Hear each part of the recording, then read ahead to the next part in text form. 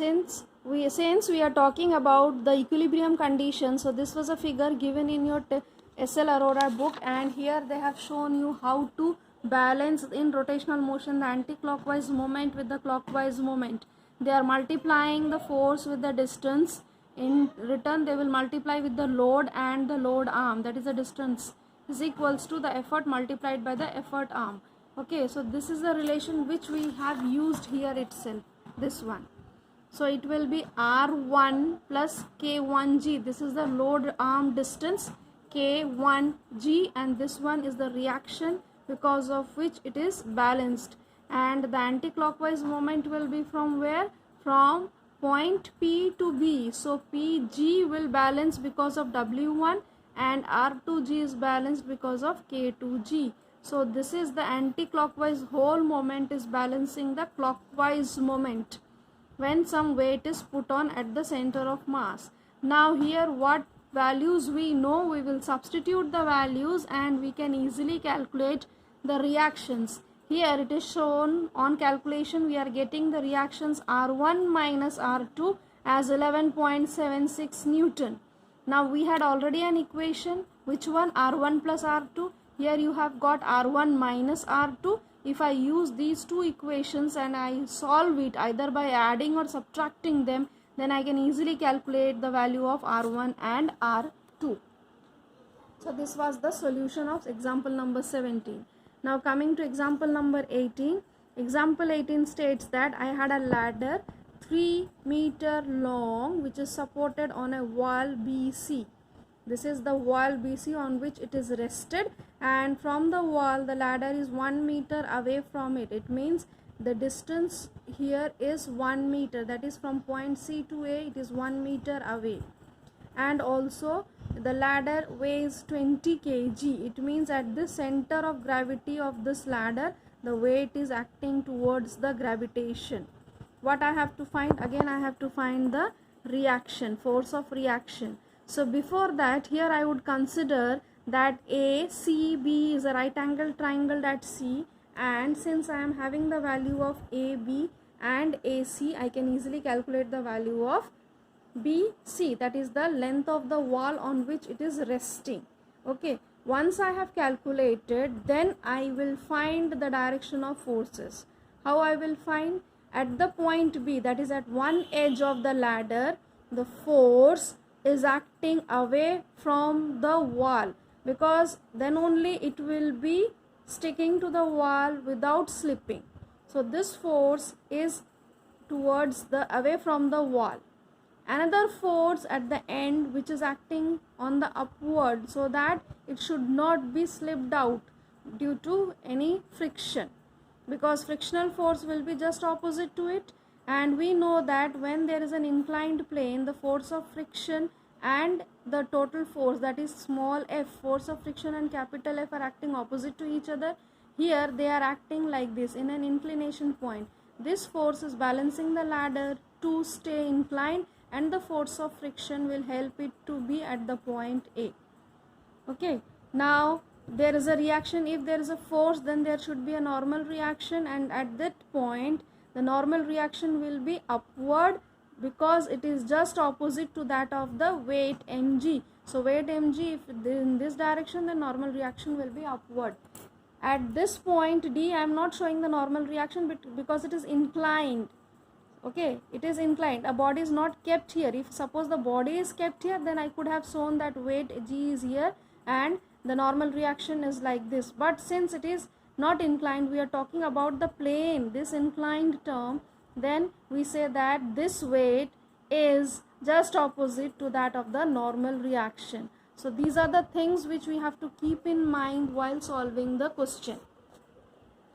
Now there is a reactional force. Again there is a force F1 and F2. So for the translational equilibrium, means when we talk about the linear motions, we have the reaction, normal reaction with the weight which is balancing each other in vertical direction, and in horizontal direction, if you go through the diagram, it will be the force F1 which is moving away from the wall, and force of friction which is moving towards the wall, which is balanced. So these are the two terms which will help me to solve further.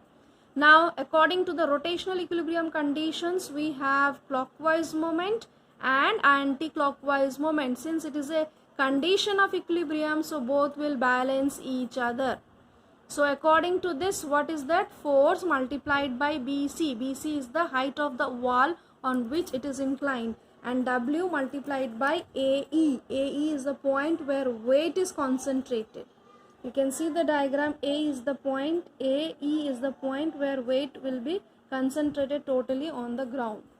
So now what are the values provided to me? F1 I don't know, but I note the value of BC. By Pythagoras theorem I have calculated.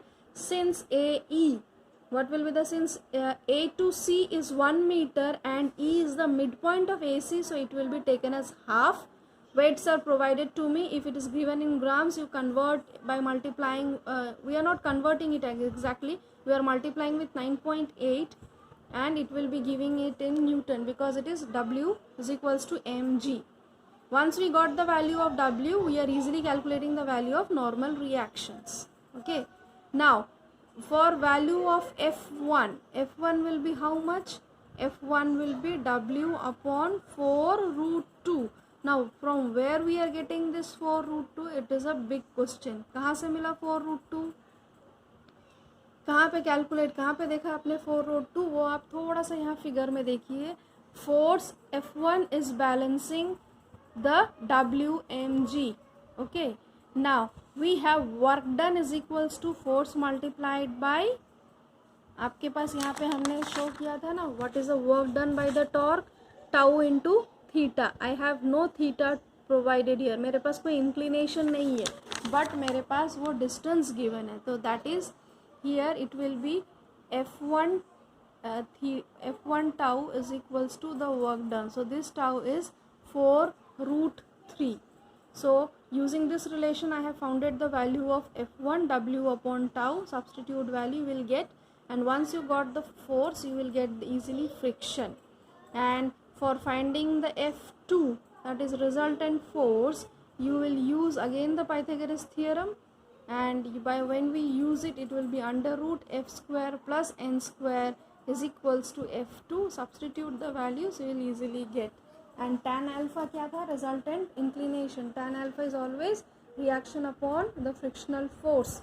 ये आप friction में पढ़ चुके हो, याद करना. F is equals to tan theta, tan alpha, उसी में से ये चीज़ लिया गया है. Okay. So these are the two important questions. Go through the questions very carefully. They are important.